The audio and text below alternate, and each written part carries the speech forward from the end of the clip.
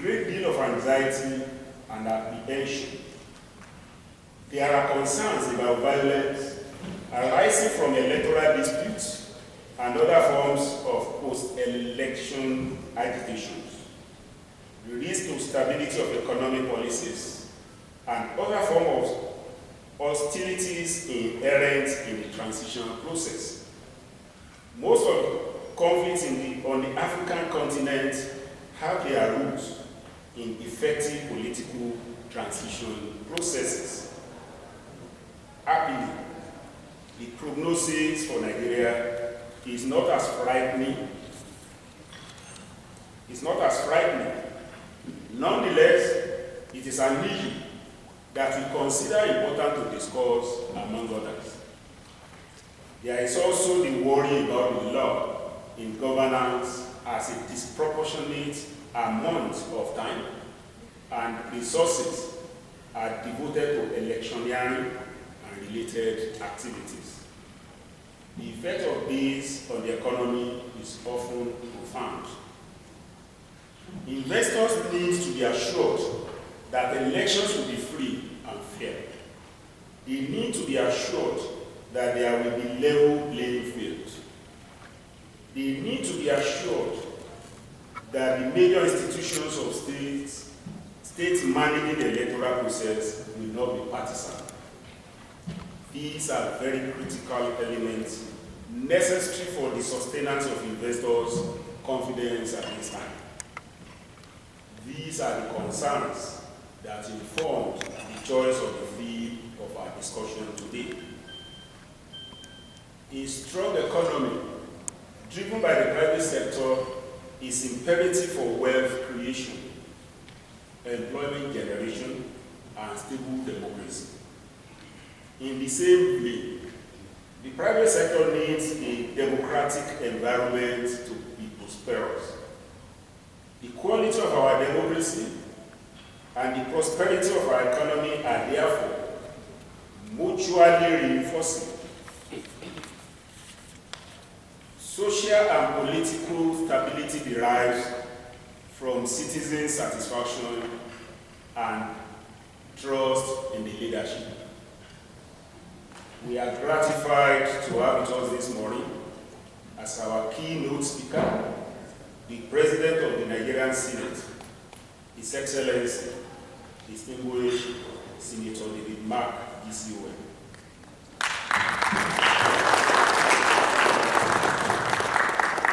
I must, at this stage, express our profound gratitude to him for his exemplary leadership of the National Assembly, as well. As you know, it's time for mixture of politics and governance now. So we try to do both of them. And it's not very easy. I didn't go to bed until 4 a.m. this morning, so just managed to catch the flight to be here. And I kept apologizing to the president on the road when I was coming.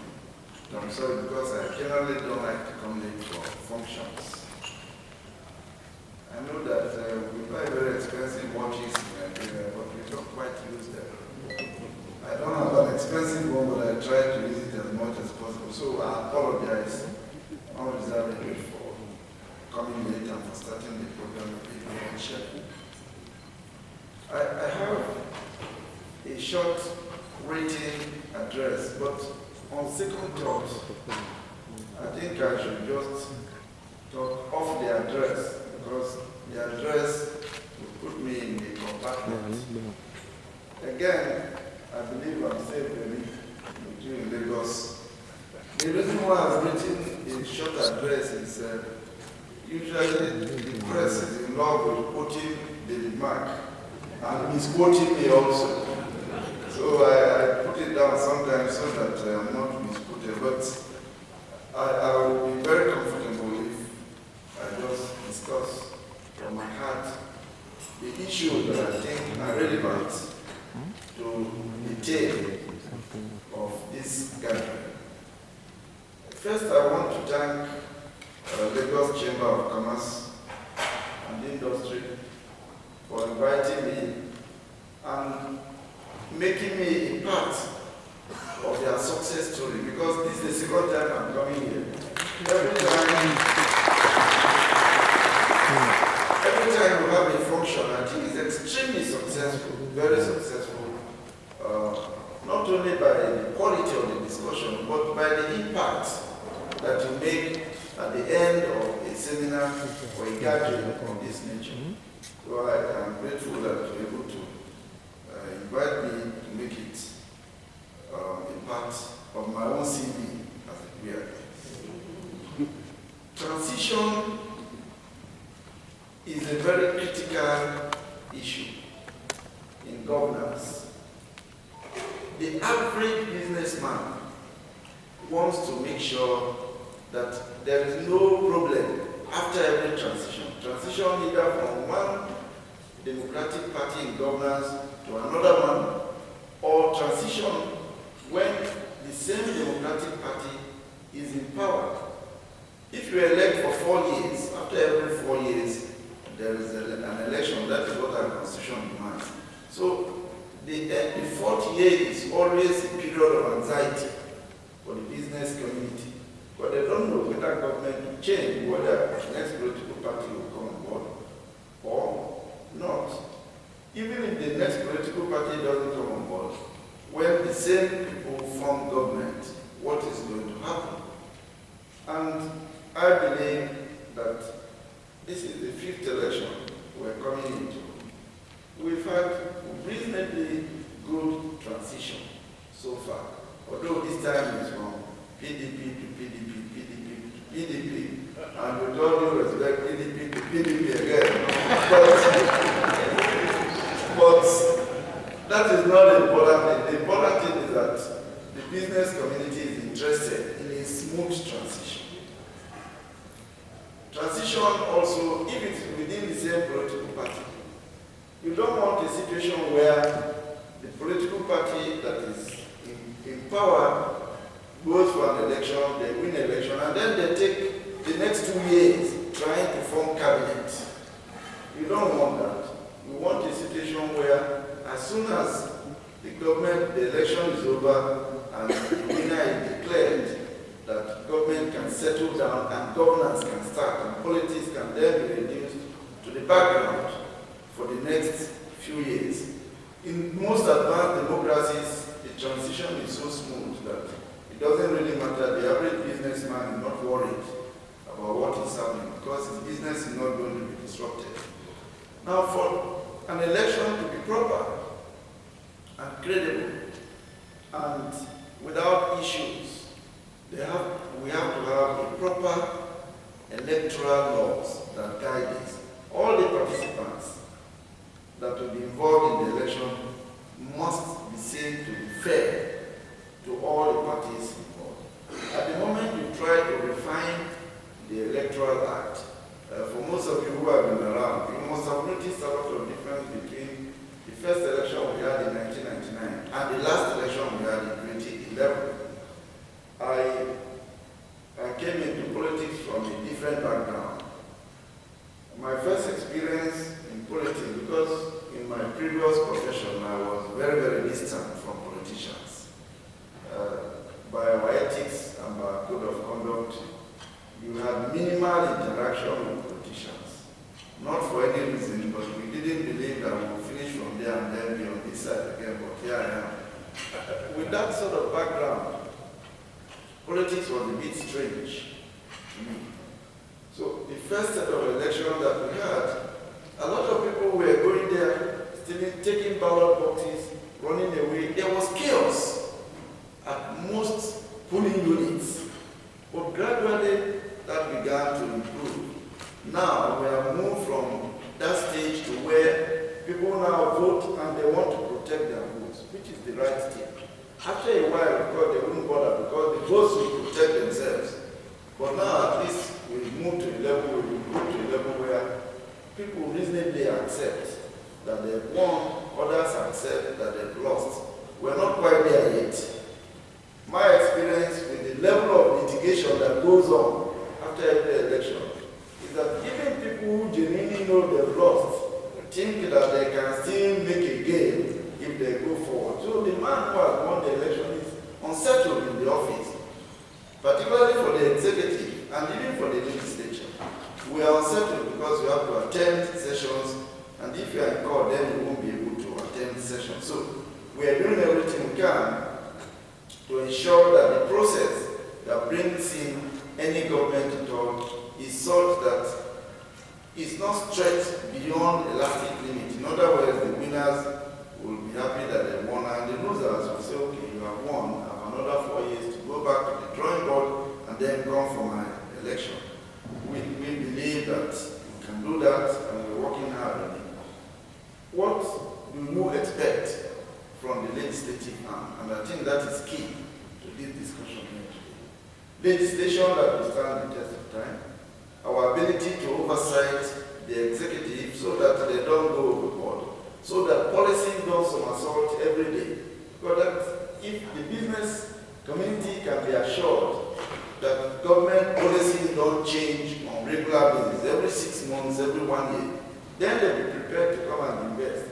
Nobody will invest his money where not sure what is going to happen next. So our responsibility in the legislature is to ensure that the executive at all times maintains a level of policy consistency so that the businessman's interest is also maintained, because some of the investments are long-term investments, and if the policies are not going to be such that will go for this long-term investment, then you will naturally be very scared making any investment.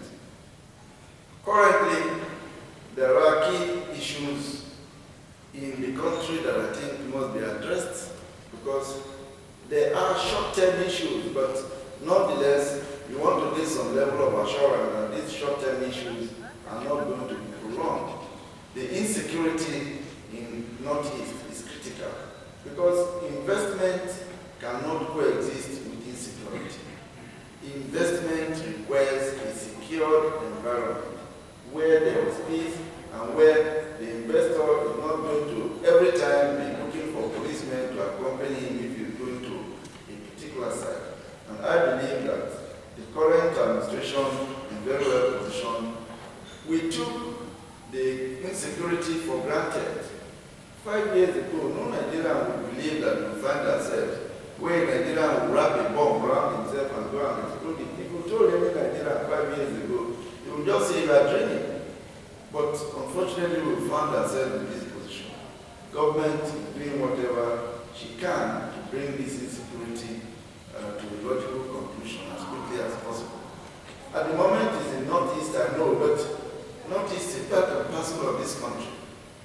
And as long as one local government is under the insurgents and is occupied by the terrorists, that is how long we have to take the matter seriously, because we want a free environment, a secured environment, so that investors can do their business.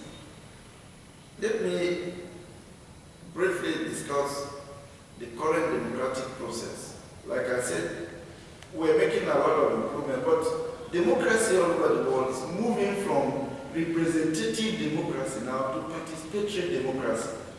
We hold public hearings. Mr. President, with all due respect, I must say that we are not very impressed with the public participation, and particularly the businessmen.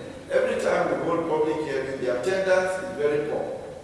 Then, based on that, we're able to then legislate, which means we don't get inputs from you. I think we should move now from representative democracy to participatory democracy. In other words, every time we advertise for public hearing, we would like you to come and be part and parcel of that public hearing, because the input from you will enable us legislate properly, it will enable us in our discussions in the chamber. So we would like the various chambers and the various organizations to send in people so that they can also participate when we do our public hearing, because the laws that we make, the bills that we pass, are based on the input that we get from the public. The less the number of input, the less the vision, and the less the law can cover. So I want to believe that if you participate, it will be very good for us. We're also making every effort to strengthen democratic institutions that will make sure that the elections are free and they are fair and they are credible. Because once we do that, we're fine.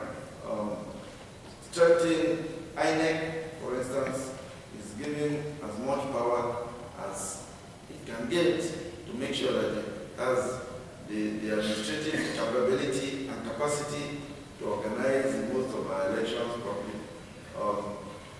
The law enforcement agencies should protect all voters, not become partisan themselves, not assist politicians to rig one way or the other.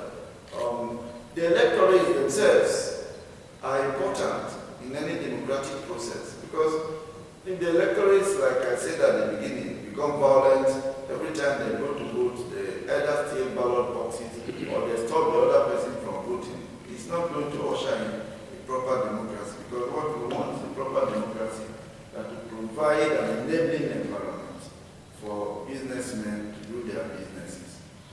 Government, on the other hand, must know her limitations. Those of you who are old enough, if you remember Nigeria Airways, it was an airline that was very, very profitable, I believe. Or at least it was all over the place. It was running along the West Coast. It was operating in all the countries, in most countries in Europe. But government hasn't got the capacity to manage business properly. And civil servants, there will not be anyone here, but the moment you bring in civil servants, then they are routine workers. They want to come to work by 8 o'clock, and by 3 o'clock they want to go. You cannot run business that way. So government should provide an enabling environment, not begin to run business herself. If you remember NITEL, and incidentally I was Minister of Communications, and I thought that NITEL was doing very well. Then all of a sudden, nobody hears about NITEL anymore. It doesn't exist. Landlines don't exist anymore in this country. When they privatized the telecommunication industry, government gave herself a license also called MTEL 0804. That was the one. MTEL had a head start over MTN, Glo, and all the other telecommunications industries that are operating in the country now. Does anybody hear of MTEL anymore? It's as if it has never existed because government was running it. The Nigerian Railway Corporation, we can go on and on and on. Government has tried, and clearly government has not got the capacity to run businesses. So government must provide an enabling environment so that those who have got the capacity, private sector capacity, will come there and then run businesses rather than government getting involved in trying to run businesses.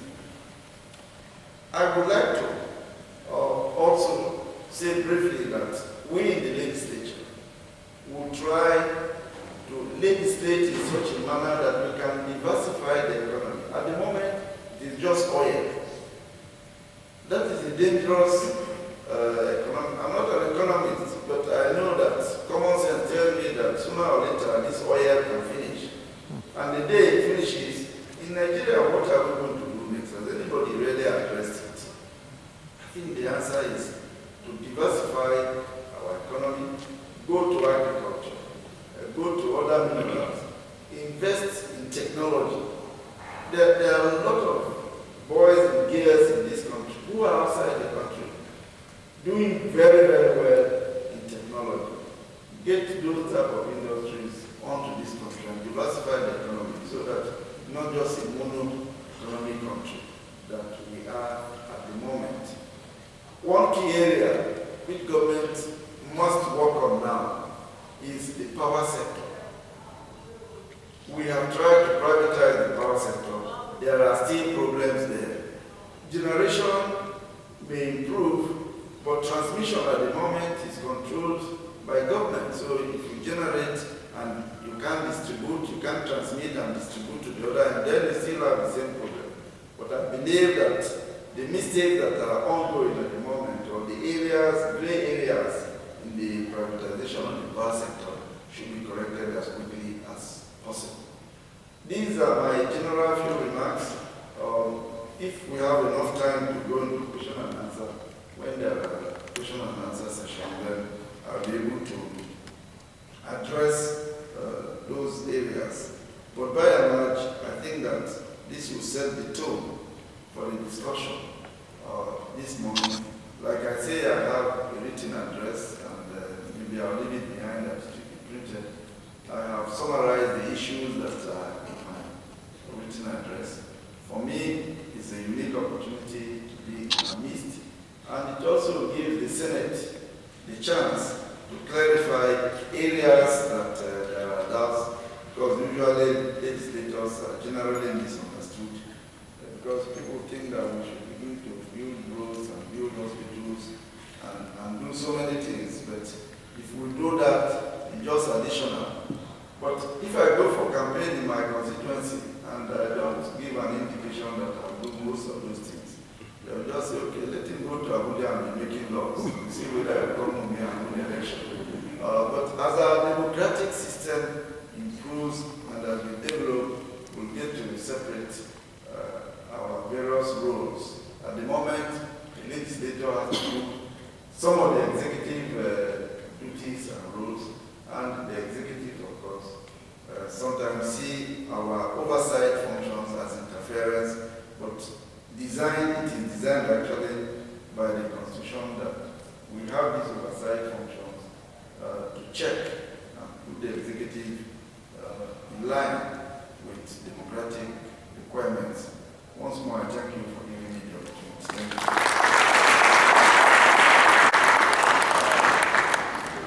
He has set the tone for today's dialogue. He has spoken on that three broad themes. First, that the key issue as we approach the next election is that we have smooth transition in which the electoral process is fair, and that more recently votes are beginning to count, and that we go back in the next election in 7 days again.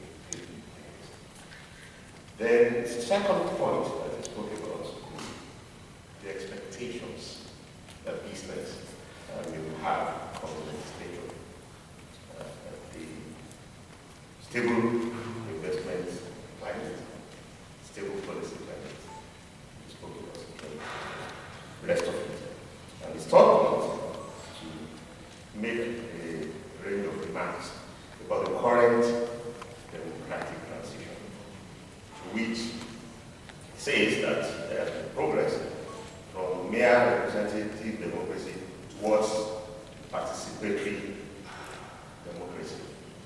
And he urged that we, the business community, should participate more, particularly in the public hearings at the National Assembly. The second point is that he spoke about the democratic system, the territories. So I do think, he also spoke about the fiscal reform, when it was oil, a little bit too dominant. So I think it's laid the issues open, and it's now the responsibility now for us to try and engage with the Senate President. I would want to listen first to the two honorable commissioners representing the Excellencies. In Lagos State, we count the private sector as a very, very important sector and partner for development in the state. And because of that, we have set up the Public-Private Partnership Office directly under the office of the governor. This is because we believe, like the Senate President said, that the private sector should be allowed to do what it knows how to do best, which is to run businesses, while the government concentrates on setting policies to make the business environment more conducive for businesses to operate. And that is what we have been doing in Lagos State to ensure that the environment remains conducive for businesses to operate. Now, talking about the theme today, which is very apt as we go into the elections in 2015, which is making democracy work for the private sector. The Senate President has already alluded to the fact that a very smooth transition is important for businesses to thrive. We in Lagos State would like to add our voice to the fact that the elections need to be free, fair, and credible. That in itself will make it a lot more easier for us to encourage investments into Nigeria and into Lagos State in particular. As you all know, Africa has 7 of the most thriving economies that have witnessed growth in GDP. Now, Nigeria being one of the leading economies in Africa, we have all the resources that we need to make Nigeria a better place. So as we move into transition, the level playing field, the enforcement of law and order is very critical to the business community. We have to ensure that also that the consistency in our policies, because that's another area that the business community is very particular about. So you don't want a situation where people have invested for the long term and then there's a change in government and the policies are overturned. The dialogue between the government and the business community is also extremely important, which is why we in Lagos State have instituted the Corporate Assembly, where the governor himself meets with the business community. And during these sessions, it gives us an opportunity, one, to explain the policies of government, and also to listen to the agitations of the business community. And during these sessions, we also give a report. So if we have issues raised by the business community, at the following session, we give a report, how we have addressed the issues, the ones that have been resolved, the ones that are work in progress, just to re-emphasize that we take the business community very, very seriously. Lastly, I just also want to say that in terms of the issue about insecurity that has been raised by the Senate President, that is also another key area which we need to focus on. So short of repeating what he has said, I just want to concur that the security situation is something that must be addressed more vigorously so that we can give our communities and our business partners, prospective investors, the comfort that Nigeria is safe for their investments. Lastly, just to mention about law and order once again, I just want to say that Lagos State has taken the initiative to enforce a number of reforms in our judicial system within the state. And that is already working for us in Lagos State. And we will continue to ensure that the judiciary remains above board. We have done a number of things to make them comfortable in terms of their allowances, so you can focus on their job. But more importantly, when you talk about businesses, one thing that the businesses are concerned about is the sanctity of their contracts. And we in Lagos State are setting up an arbitration center where we actually want to make Lagos State the arbitration center of Nigeria. So we are setting up that arbitration center to ensure that we also give additional comfort to investors when they come into Nigeria. I think at this juncture I will leave it there, and I'm sure my counterpart in Ogun State would also add. Topic, because what I always tell people is that whenever you want to do business, there's something they call trust. The investors must trust government, and government must trust investors. And government is a continuum. So the moment you have investors not trusting the government, then there's a problem. So basically, what we need to do, I think I congratulate Nigeria that we need to sustain 15 years of democracy. But what we found out is that when we came to Ogun State, we used to be number 34 in terms of doing business in Ogun State. I mean, you can imagine number 34, that means maybe some of the policies were not friendly to investors. But I'm happy to tell you today that after the DFID have done their due diligence, and we're able to see that Ogun State has changed for good. Today, we are one of the top 10 states in this country that and also, I have to tell you that in the last 6 months, almost 50 companies have invested in Ogun State, and if you brought in over $10 billion investment into Ogun State. And then Ogun State has the largest concentration of industries in Nigeria, and that's not to be corrected. Mr. President actually came himself and said, well, this is a state that has created an environment for business to thrive. And there will be a state where there will be no citizens of Ogun State without a job in Ogun State. And I think, like my counterpart said, somebody just told me today that it seems as if Ogun State is taking over Lagos. No, we are not taking over, we are trying to ensure that we feed Lagos, we clothe Lagos, and house Lagos. Because Ogun State is Lagos is a state. But having said that, one of the most important things that we need to look at is that the investors too, they must be able to support government, because we talk about best practice. I'll give you an example. When you are coming to a state to invest, and you are being told that the land is available, and you should make a check in favor of a company, you must ask questions and look, what happens if this government leaves, and how do I sustain that? So best practice is key, because I'll be honest with you, if there are no other, if we don't have this mutual understanding, we're going to have problems. And we're talking about democracy, yes. Even whether it's democracy or military regime, there must be some level of continuity. And the only way we can continue doing business together is to trust ourselves. We must trust ourselves, and the best practice, what best practice must be there?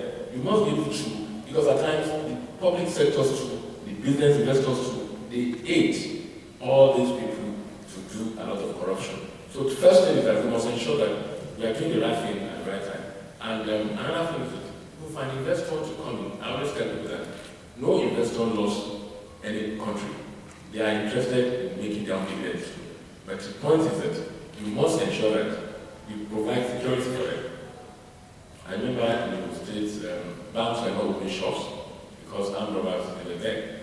But because in Lagos State, they sent all those armed robbers packing, and they were moving down and said, no, the state is not an approach, and go to another state. His Excellency ordered for about 13 armored carrier vehicles. They flew them into the country. I think within a month, we were able to reduce the level of armed robbers in the state, because, I mean, kidnapping too. You see them kidnapping the foreigners there. It has stopped now. So the point is that government was able to provide adequate security. And another important thing is infrastructure. If you have these companies, so many companies in this country, and there are no good roads for them, they will need to move goods and services from one place to the other.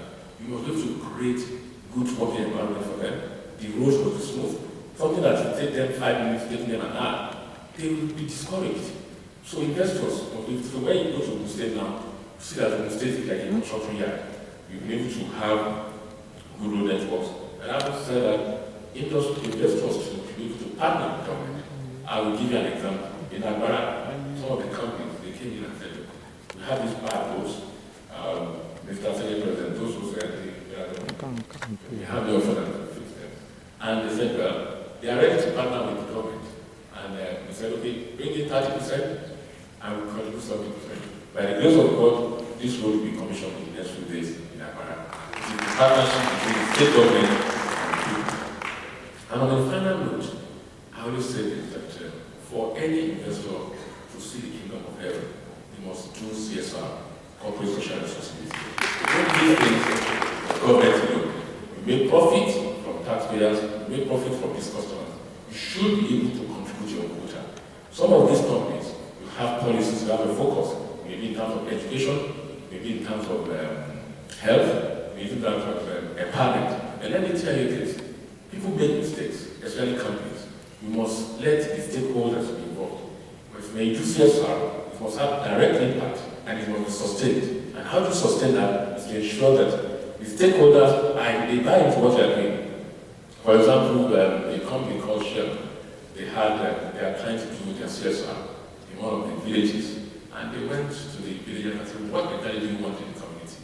And they said they want good roads for the farmers to be able to take the farm products to the road. But another company came in and went to build a health center for them. They said, oh, those people, they put bomb inside that place, don't go there. They were going to their own health center that was built, which doesn't have even, because you did not ask them for what they want. You must be able to ask them for what they want. So I think it's a give and take thing.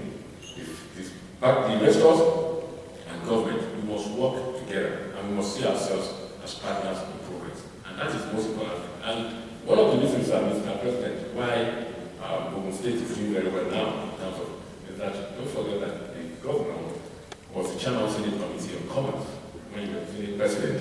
And my job was actually cut out for easily because he knew what should be done and how it should be done. So today, that is how we need to achieve that in the state. And I want to say this and really say that we must continue to be very transparent as government, and investors too must be transparent with government. These are issues that we are all partners in progress. So we shouldn't put all the bodies on government. We should try to work as partners and ensure that we do things together. Before I leave, I want to apologize, because I want to start apologizing on behalf of the governor. I want to go straight to the point. He was unable to make it today because we started a continuous assessment program to assess the job and talk for the good people of the state, and he has to talk all the 20 local governments. As I'm talking to you, he's on his way to one of the local governments to do the continuous assessment, because if he fails to tell his people what he's done, the election is around the corner. And he needs to tell his people, like the Senate President said, he has to ensure that he gives account. You might be aware that this is a topic that's debated very much by scholars in the world today. It's the general relationship between democracy and development. I think on the one hand, we see a very positive correlation between democracy and development, level of development. In particular, we look at the most developed countries in the world, that almost all of them are democracies. But I think there's maybe less of a consensus on cause and effect. Is it democracy that facilitates development, or the other way around, or a combination of both? But I think that no matter what opinion we might have on the general relationship between democracy and development, we should be able to agree that development in Nigeria, spearheaded by the private sector as it needs to be, depends critically on confidence in the stability of institutions and regulations. And this is something that was already emphasized in the presentation of His Excellency, the Senate President. And we should say that this is also not just protection of stability against the threat of political cycles coming from elections, but it's really a more general issue, often also protection against day-to-day discretionary decisions made by officials. We need the stability of institutions and regulations is extremely vital. I should say that Nigeria has made quite significant progress in this direction since the reestablishment of civilian rule in the country. We are now at a time of high political uncertainty, in the sense that we are on the eve of elections, and there will be uncertain political changes.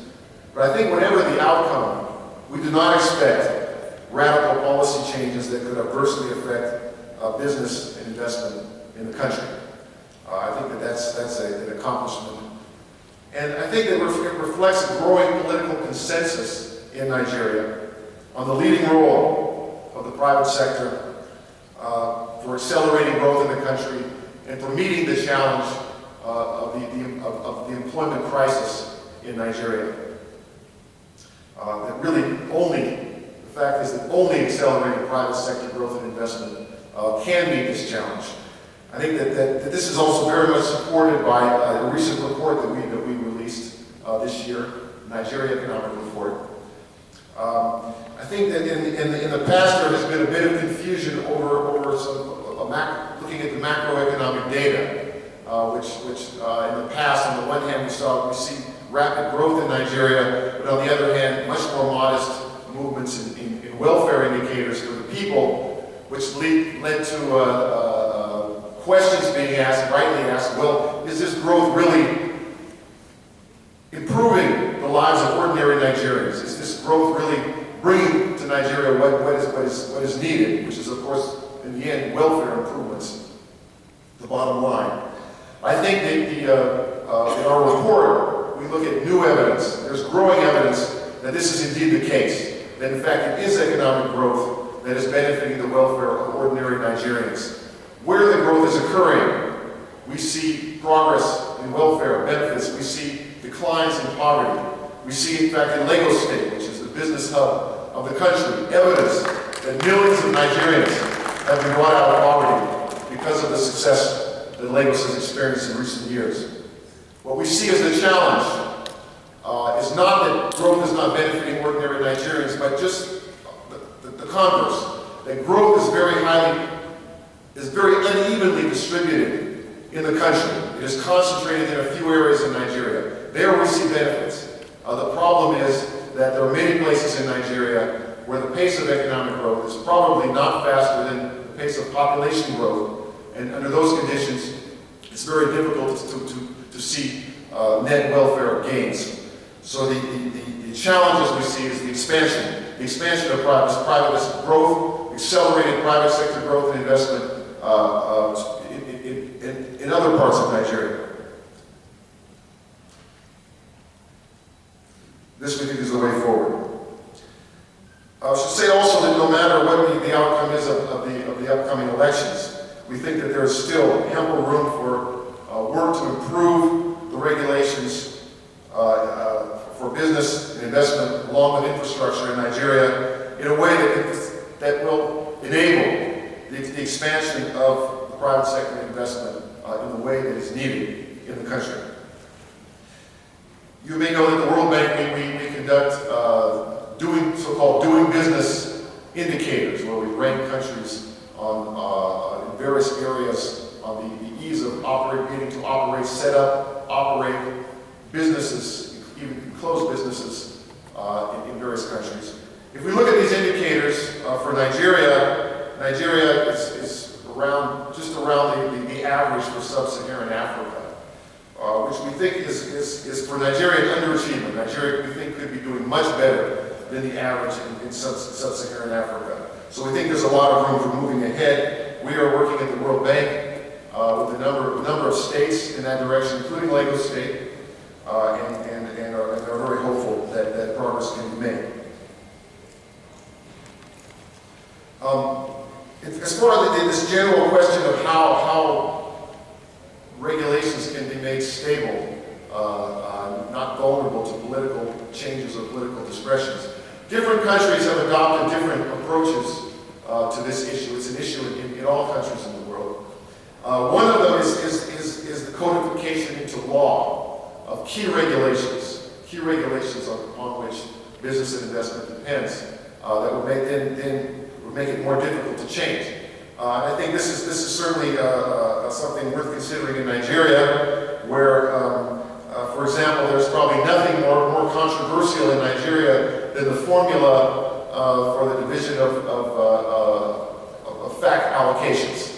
At the same time, because this formula is codified in law in such a way that it is difficult to change, we still see a lot of stability in the implementation of this law. This is the same kind of stability that we could see for other kinds of regulations as well.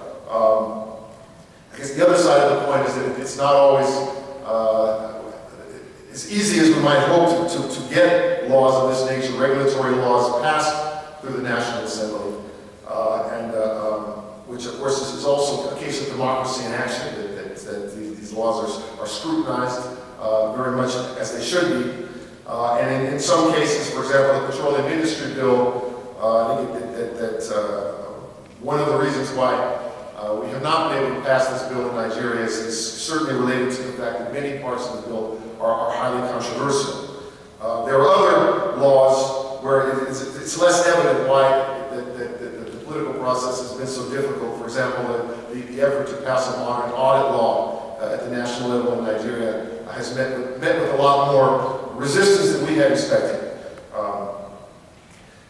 When we look at the extractive sectors of the economy, that's certainly still an area where greater stability in regulation could make a big difference. And that's not just the oil sector, but also the natural gas sector. The government has put a lot of effort into moving forward. It's taken some bold steps to move forward in power reform. We think also the ultimate success of the power reform will also depend very much on being able to maintain regulatory stability and discipline in the future. But it also depends vitally on the development of the natural gas industry, for which as you know, there's huge potential in Nigeria, but there's still issues that need to be resolved in terms of creating the kind of stability, the kind of confidence investors can have in stable regulations that will bring on the investments in natural gas that are so needed, that are critical to the power reform, which we all know is critical to the development of Nigeria in general. There are some comments about regulation at the national level, but the constitutional electoral system in Nigeria, of course, also grants very significant autonomy and authority to Nigerian states. And we believe at the World Bank that there is huge potential for states to move ahead with their own initiatives for improving services, improving the business climate on their territories. A lot of our programs are oriented towards supporting states that show initiative in this regard. We think from the point of view of national policies, we think that one of the main prerequisites, or at least contributions that can be made to accelerating this process of competition between states for business and investment, which can have a very positive, you can see from international experience, a very positive impact on business climate, we think that the prerequisite is to create a more connected, more single unified market within Nigeria. Topic of the day, making democracy work for the private sector. For me, transition is a period of reflection. And I will want to bring 3 points to add to the distinguished senator's eloquent speech. But before I do that, let me again congratulate the Nigerians for having consistently moved towards democracy. After experiencing, I think, about 30 years of undemocratic leadership.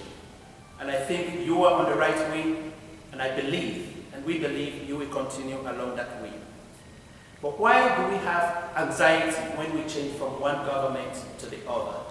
It's because the institutions that are supposed to function both at the democratic level, the institutions and the economic institutions have not yet been built up. Let me substantiate this with a very simple example, which I hope some of you already know about. Between 2010 and 2011, thereabout, you know the case of Belgium, a small country in Europe that had 20 months without a government. 20 months without a government. And imagine if we had 20 months without a government in Nigeria. I leave that to your imagination. But that little country, schools function. Garbage trucks collected garbages. Hospitals functioned. The universities functioned. Of course, the university lecturers didn't go on strike, which would have been the key issue here. And that country is also a federal state. In that sense, I will compare it to Nigeria.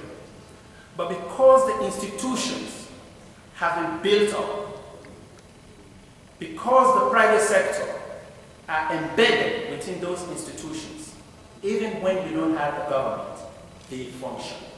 So again, that was a statement His Excellency Senator Mark alluded to, and I want to support it. We need to build institutions in this country, not only at the democratic level, but also for economic development. The second point I would like to mention is that democracy, yes, but without the dividends of democracy, we will not provide prosperity for Nigerians. And how do we do this? Or what is needed for us to do this? For us at the United Nations Industrial Development Organization, we propose that you continue the path of economic transformation. Without economic transformation, we will not solve all the problems that have been alluded in previous speeches or in previous analysis. We have seen about 10 years of interrupted growth of about 7%. But looking at the magnitude of unemployment, particularly among the youth, we need to double, even try to double that growth. Because growth alone cannot lead to economic transformation. But we know that without growth, we cannot achieve economic transformation. So we also have to support the institutions that will help this country to grow its economy. Manufacturing. It is no secret to all of you here in this room that those countries that we are called the first world are all industrialized countries. So we need to use the tools they use to move the largest proportion of their populations out of poverty. Without investment, without support for industrialization, without the right policies for industrialization, we as a continent, Africa, and we as Nigerians will still remain to be in a category which I don't think you deserve. In the area of industrialization, we've been working very closely with the federal government of Nigeria and working closely with the Federal Ministry of Industry, Trade and Investment. We've developed the Nigeria Industrial Revolution Plan. That is a plan that will lead this country towards the path of prosperity. Please keep it. Whether you transit and change your minister, please ensure you continue along that way, because industrialization is not a sector, is not a sector, or is not a process where you can do it in 1 year. It needs consistent policies. I hear in every meeting I attend, they talk about the Malaysian experience, the Chinese experience. Some did it for 30 years, some did it for 20 years, some even for 50 years. And we would like to salute His Excellency the President, Dr. Goodluck Jonathan himself, for launching the Nigerian Industrial Revolution Plan. And he didn't only stop there. He constituted the Presidential Advisory Committee on Industrialization, on which UNIDO is a member. And we believe that should be institutionalized so that when we transit, the next minister or the next government will continue along that path, because changes in policies leads to retrogression and leads to chaos. So we encourage you to continue along that way. What are we doing in UNIDO to support you, the private sector, and the government? As I mentioned, we've worked on the industrial policy. We've provided support for the private sector. We're working very closely with the organized private sector, of which the Lagos Chamber of Commerce and Industry is a member. We are in the area of energy for productive use. We're working very closely with the Federal Ministry of Power. I serve on the Donor Coordination Group on Power. And I know that the power sector is a key to the development of this country. I want to commend the government again for privatizing that sector. But I see that everybody is in a hurry, and it's true.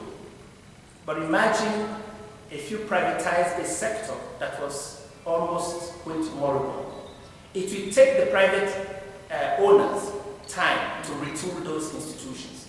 And we are very hopeful that that issue of power will be addressed, as alluded to by the Honorable Senator. In the area of agribusiness, we've just completed a program on setting up a master plan for the establishment of staple crop processing zones in 6 locations in this country, in collaboration with the World Bank and other development partners. And I'm aware that the ministry has already attracted over $300 million for the implementation of that program. Again, that is one way of structural transformation. You have to add value to your commodities. Nigeria has sold jobs outside of the shores of this country for a long time. Agribusiness, again, is a way for you to go. We're working very closely with the Federal Ministry of Environment.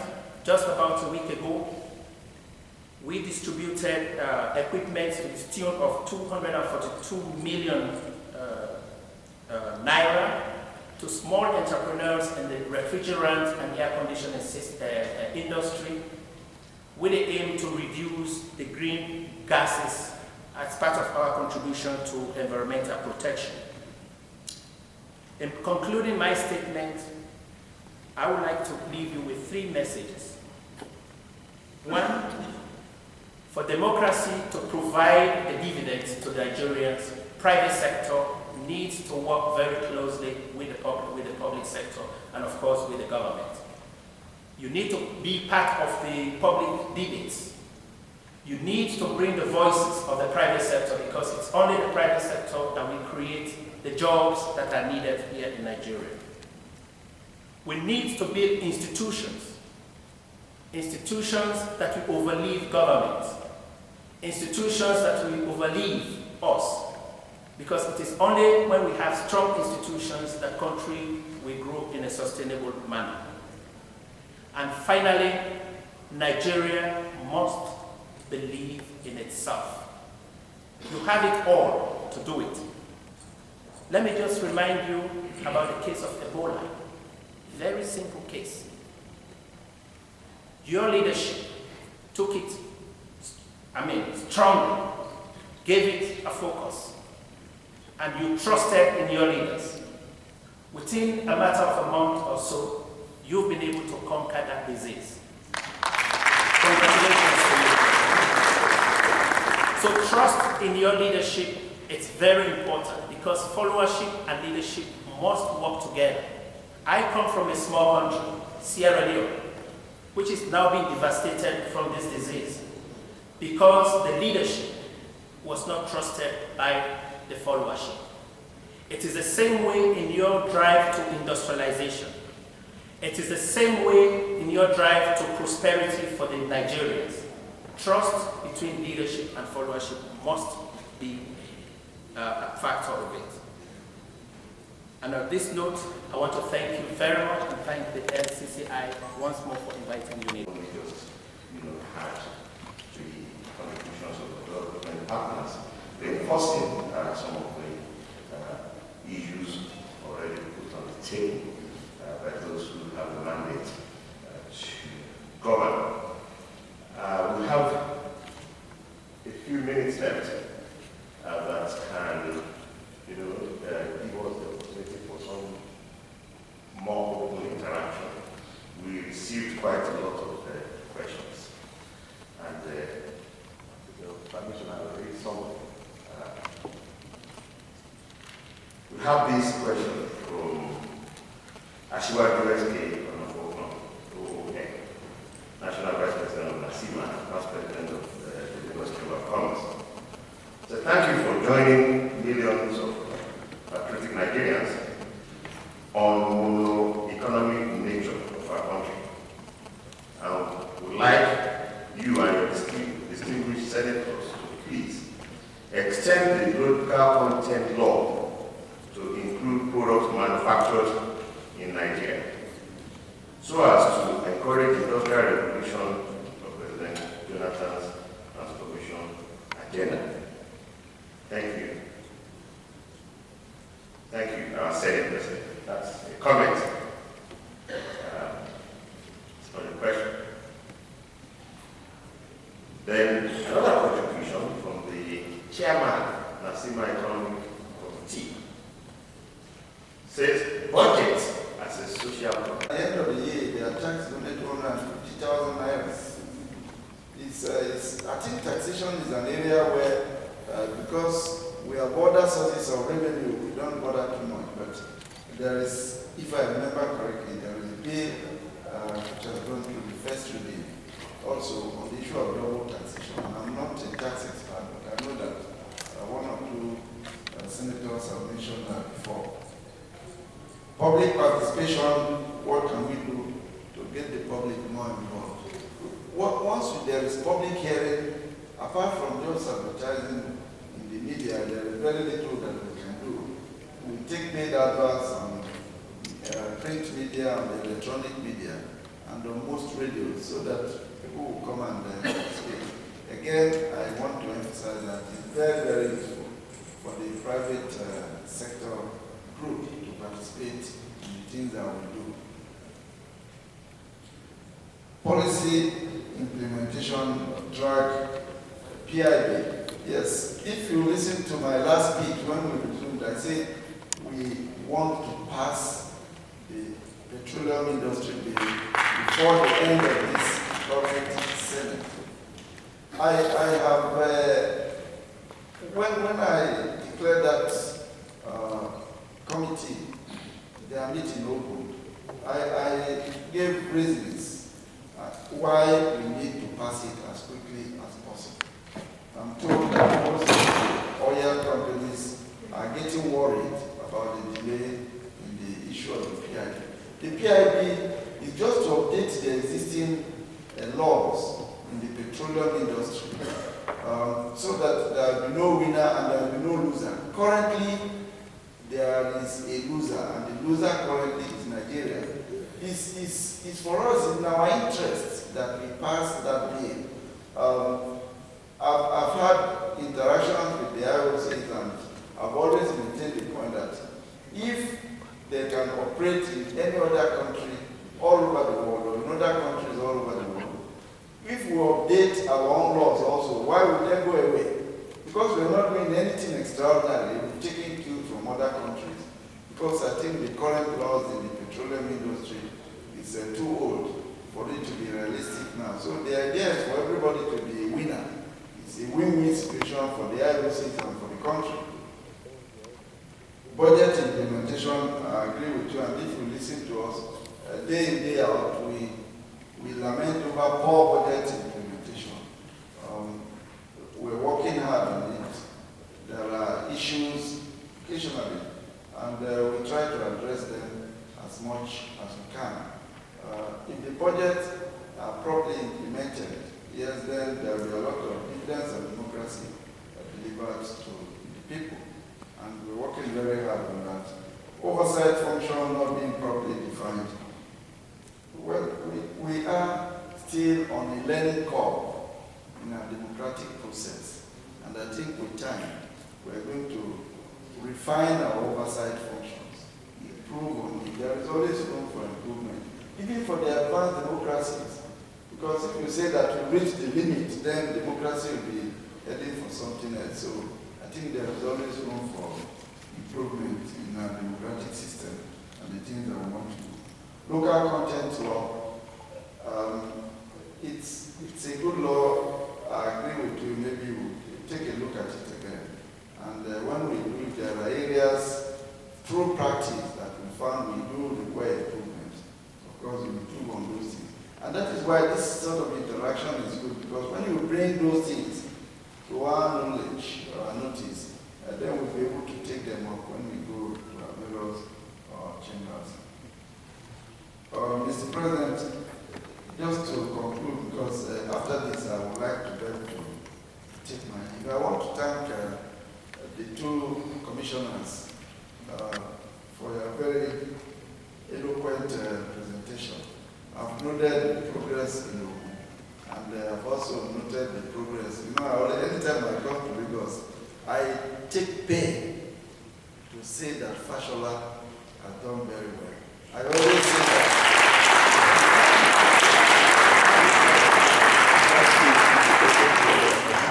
But I also add very frankly too that I campaigned for him, but I have not seen any reward. but truly, irrespective of political parties, in Nigeria, no as reform should be encouraged, irrespective of political party. And I think the governor has done well. The governor, who is a colleague, and once you give a senator governorship, he will do well automatically. But my very good friend from Sierra Leone, I want to thank you, Unido, because I think you are a very good partner in our progress, in our learning curve. The points that you made are very germane, they are very sincere in them, and they're very relevant to our democratic process at the moment. I've noted, and World Bank, thank you very much for the support that we continue to get from you, because I know that so many committees within the National Assembly always have interaction with World Bank in some of their proceedings, and they do the same with UNIDO. Mr. President, I would like to thank you for giving me the opportunity to be here again. And since this is every 2 years, I will not be here next year, but I think the 2 years after this, I will be here. I told the president of the chamber that we politicians have something to learn from you. Your transition is very smooth. It's an extremely smooth transition. Who is going to be the president after him is already known. And there is no struggle. Nobody is going to court. Nobody is fighting. So we politicians have to learn this sort of very smooth transition from you. And it's a lesson that I think I, as a Democrat, would like to take back. Finally, I think the main issue here from the discussion that I've had so far is policy consistency. You are just concerned that there should be continuity in government policy, not short-term policy, so that there is no policy somersault. Anytime an investor is putting in his money, he can guarantee that the policy under which he is putting in his money will continue until such a time he is able to at least get some dividends out of his investment. I thank you for the education that I've gotten from you today, and thank you for giving me the opportunity to be here. Thank you.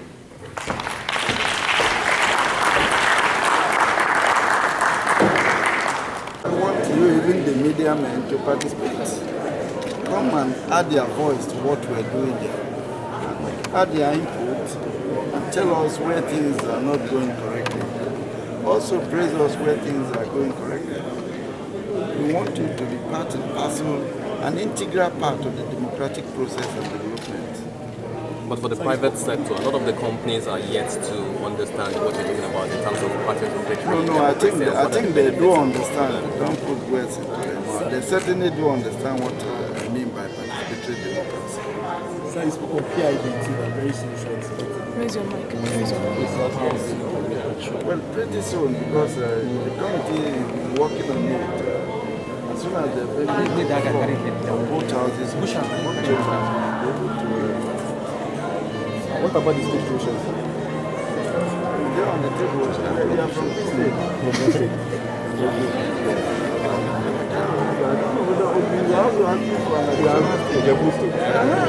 You don't want me?